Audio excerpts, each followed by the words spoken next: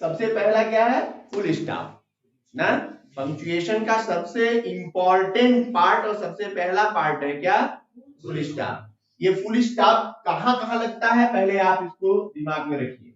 सबसे पहला तो आप सेंटेंस ले लीजिए, ठीक है? क्या हुआ, ब्लर हो गया क्या? तो सेंटेंस जो है वो 5 होते हैं ना। 5 सेंटेंसेस में पहले वो सेंटेंस ही क्लियर कर लो कि जब भी हम कोई वाक्य लिखते हैं तो उस वाक्य के अंत में कोई ना कोई मार्क जरूर लगता है। 5 सेंटेंस, चाहे वो एसेरेटिव हो, चाहे वो इंट्रोगेटिव हो, एक्सक्लेमेटरी हो, ऑब्जेक्टिव हो, ठीक है? ये जो है इंपरेटिव छूट गया एक तो, या इंपरेटिव, इन 5 सेंटेंसेस में कोई ना कोई मार्क अंत में जरूर लगता है। यानी जब आपका सेंटेंस पूरा हो रहा हो तो ये कहा नहीं जाएगा कि आप फुल स्टॉप लगाइए कि क्वेश्चन मार्क लगाइए। आपको समझना होगा कि जो भी सेंटेंस हम लिख रहे हैं यदि वो एसेरेटिव है और इंपरेटिव है, 2 सेंटेंस, कौन कौन? यस, एसेरेटिव और इंट्रोगेटिव सेंटेंस, सॉरी, एसेरेटिव और इंपरेटिव सेंटेंस के अंत में फुल स्टॉप लगाना है।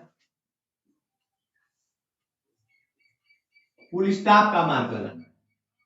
एसर्टिव और इंपरेटिव सेंटेंस में फुल स्टॉप का मार्क लगाना होगा। ये वाक्य के अंत में आपको याद रखना है। एसर्टिव मतलब अफर्मेटिव और नेगेटिव, और इंपरेटिव का मतलब 2 तरह के वाक्य बनते हैं।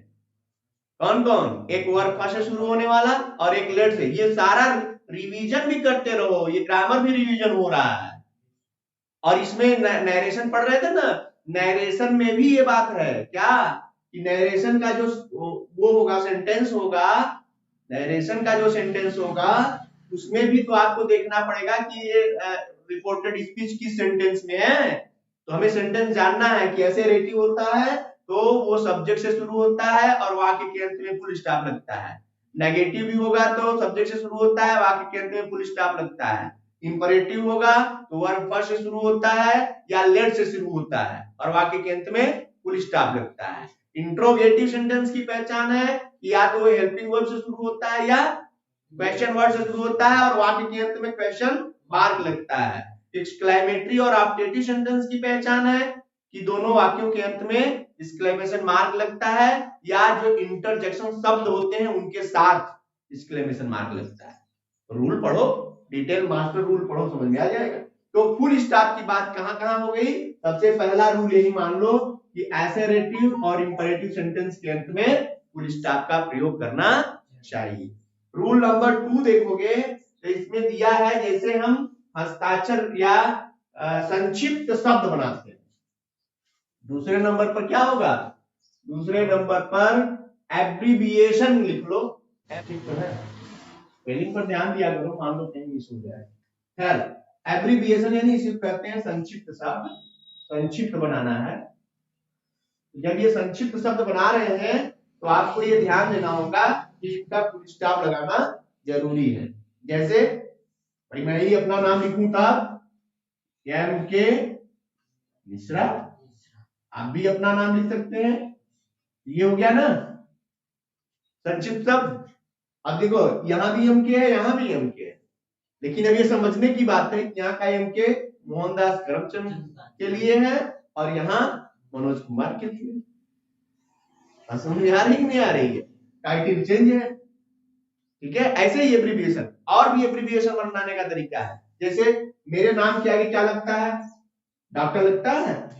तो डॉक्टर में ये देखो DR, अब ये पूरा ये हो गया डॉक्टर MK मिश्रा। तो ये डॉक्टर जो है ये DR क्यों हुआ? केवल D लिख देते?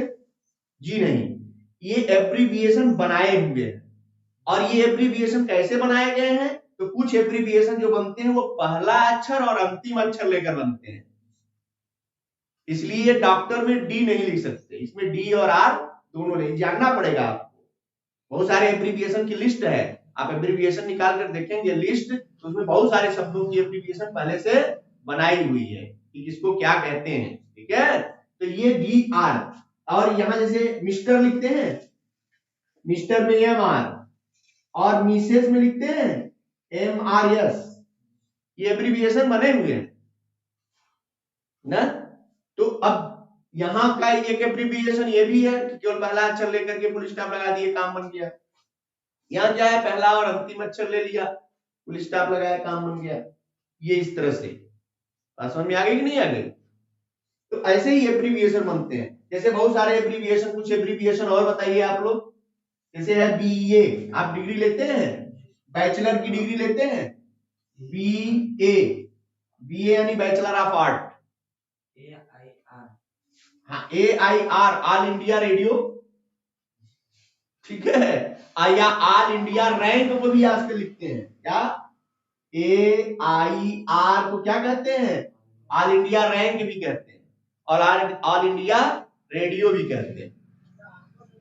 ठीक है, अब ये समझना पड़ेगा कहां किसकी बात हो रही है। AIR लिखा है तो आपको समझना पड़ेगा ये रैंक की बात हो रही है या रेडियो की ना। ऐसे ही बहुत सारे वर्ड्स हैं। अभी हम डिग्री की बात कर रहे थे, जैसे बीए लिखते हैं, bachelor of art.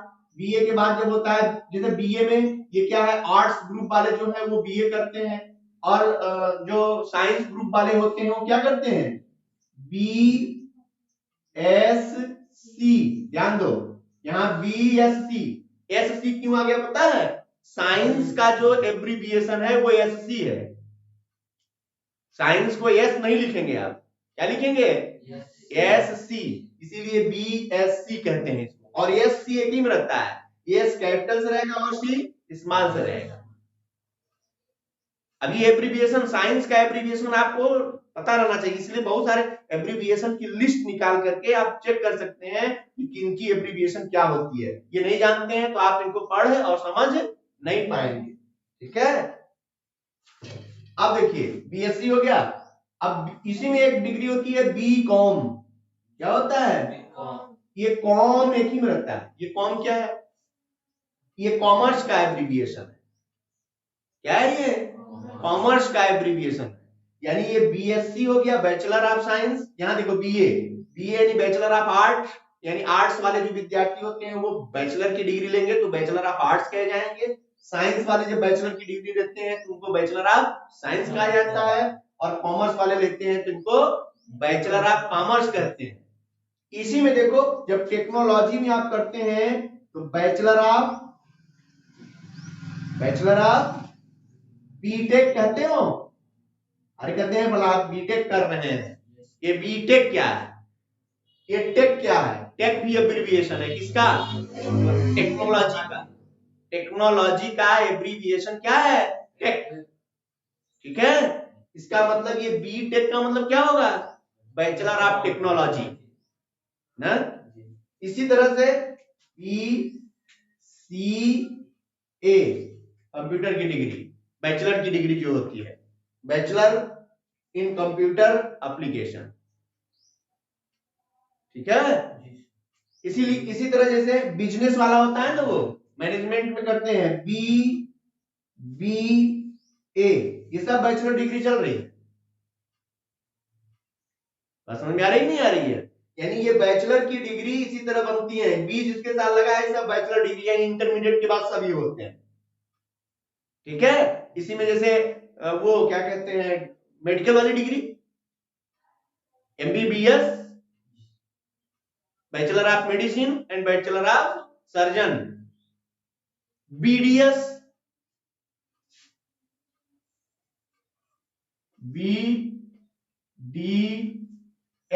Bachelor of dental surgeon, दांत वाले डॉक्टर जो होते हैं। ये सब क्या है? ये सब एब्रिविएशन है डिग्री के। MBBS,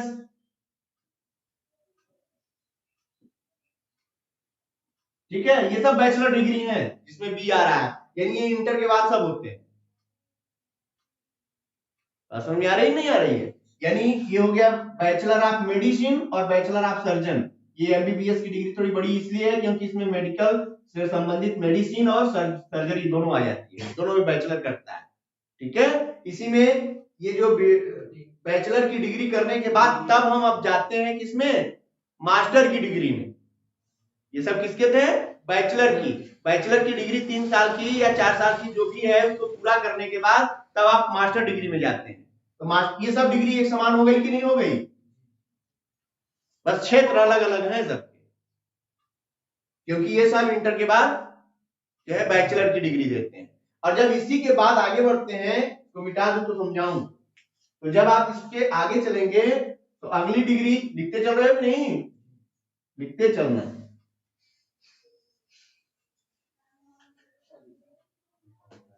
बैचलर की डिग्री होने के बाद क्या हो जाएगी, मास्टर की डिग्री।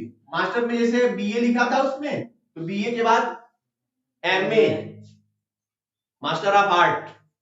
अब सब मास्टर डिग्री चलेगी, एम जितनी आएंगी। बीए के बाद मैंने क्या लिखा था, बीएससी, तो अब क्या हो जाएगा, एमएससी। सेम चल रहा है, मास्टर ऑफ साइंस। अब साइंस वाले जो जाएंगे वो मास्टर डिग्री लेंगे तो मास्टर ऑफ साइंस कह जाएंगे, ठीक है। इसके बाद एम कॉम, क्या बनेगा, एम कॉम यानी मास्टर ऑफ कॉमर्स, ठीक है। इसके बाद क्या बनेगा, मास्टर हो गया इसका, master of art, master of science, master of commerce. उसके बाद क्या था, एमटेक, एमटेक यानी मास्टर ऑफ टेक्नोलॉजी। बात समझ में आ रही है। और इसके बाद उसमें क्या लिखवाया था, बीटेक के बाद क्या था, BCA, MCA, master of computer application. उसके बाद मेडिकल वाले, मेडिकल की डिग्री में एमएस हो जाता है, मास्टर ऑफ सर्जन, ठीक है। इसके अलावा बहुत सारी डिग्री अब बैचलर में बहुत, बीए एमएस, बीएचएमएस उसमें भी बनता है। बैचलर ऑफ आयुर्वेद मेडिसिन का जो बैचलर होता है, बैचलर ऑफ होम्योपैथ का होता है, होम्योपैथ का जो डॉक्टर होता है वो बीएचएमएस कहलाता है। आयुर्वेद का जो होता है वो बीएएमएस कहलाता है। तो ऐसे ही जो डिग्री है ये मास्टर की डिग्री हो गई, ठीक है। यानी पहले आप इंटरमीडिएट करेंगे, इंटरमीडिएट के बाद ग्रेजुएशन, यानी वही ग्रेजुएशन को ही बैचलर डिग्री कहते हैं। उसके बाद मास्टर डिग्री करेंगे।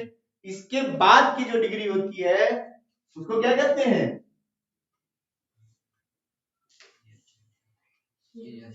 इसको कहते हैं डॉक्टर ऑफ फिलॉसफी। ये है पीएचडी। बात समझ में आ रही नहीं आ रही है।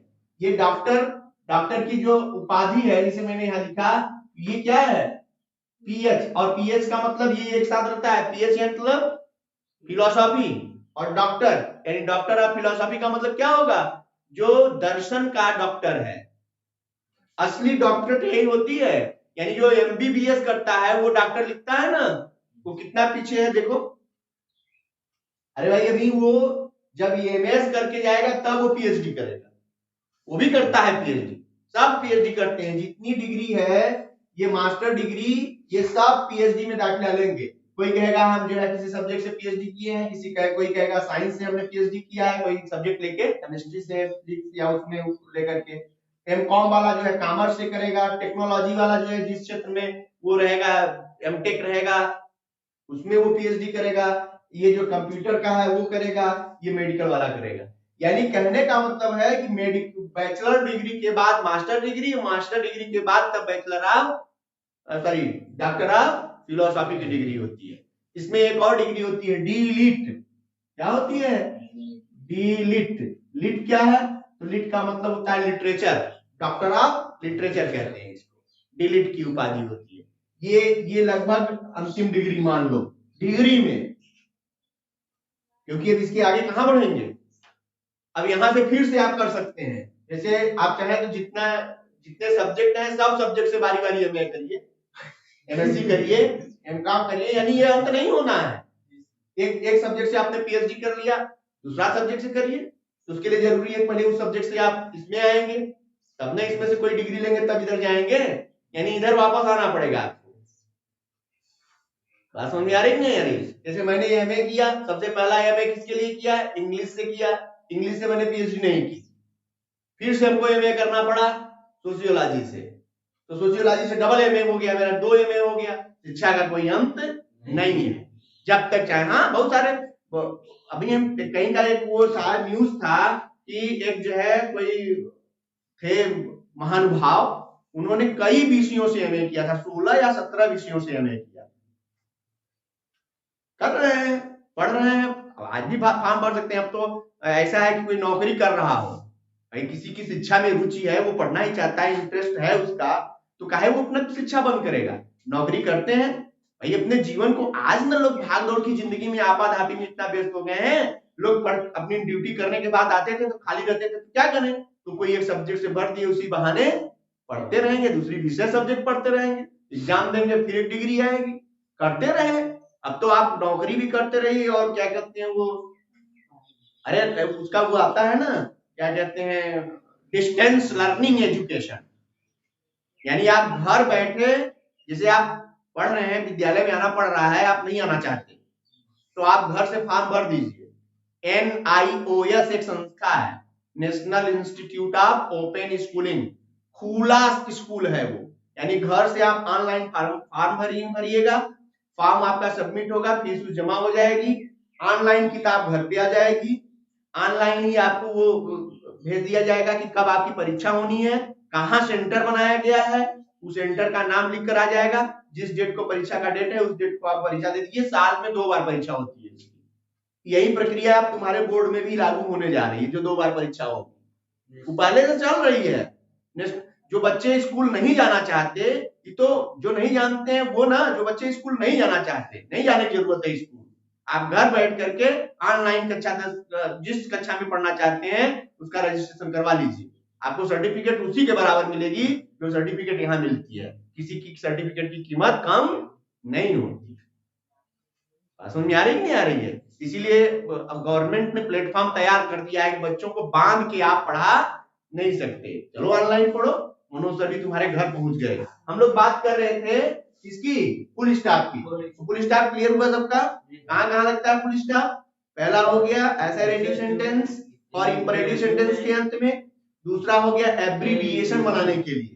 एब्रीविएशन में और भी बहुत सारे एब्रीविएशन है, जैसे आप DM डिस्ट्रिक्ट मजिस्ट्रेट कहते हैं, district magistrate, SP superintendent of police, जैसे SHO होते हैं, SO साहब आ गए, लोग चिल्लाते हैं SO साहब आ गए, SO साहब, SO क्या है, SHO स्टेशन हेड ऑफिसर, थानाध्यक्ष पे कहते हैं। और ये थानाध्यक्ष ही नहीं होते, SHO बहुत ढेर सारे होते हैं। SHO जो होते हैं, जैसे वो बिजली विभाग वाला नहीं है, जहां से बिजली आती है वहां भी एक SHO बैठते हैं। रेलवे में जाओगे, रेलवे का जो वहां का वो होता है, क्या कहते हैं उसको, स्टेशन हेड, वो भी SHO है, स्टेशन हेड ऑफिसर वहां का, उस स्टेशन का। चले जाओ बस स्टैंड पर, वहां भी एक SHO बैठता है। SHO क्या है, कोई भी बैठा जिस डिपार्टमेंट का है वहां मुख्य बैठा हुआ, उसी को स्टेशन हेड ऑफिसर कहते हैं। और असल में वो जो पुलिस वाला SHO होता है, वो केवल वहां थाने का हेड बना दिया गया, उसकी तरह इंस्पेक्टर बहुत होते हैं। इंस्पेक्टर जो होते हैं, इंस्पेक्टर ही SHO होते हैं, तो इंस्पेक्टर तो कई तो रहते हैं उसमें, जैसे स्कूल में शिक्षक कई है ना, एक को प्रिंसिपल बना दिया गया, बराबरी के सब न है, सब हैं, यानी सारे शिक्षक में से ही एक को क्या किया जाता है, उनको जो है प्रिंसिपल बनाया जाता है। या जैसे कक्षा में, कभी आपने देखा कक्षा में मॉनिटर बनाया जाता है, मॉनिटर, सारे बच्चे तो छात्र होते हैं ना, छात्रों में एक को बना दिया गया क्या,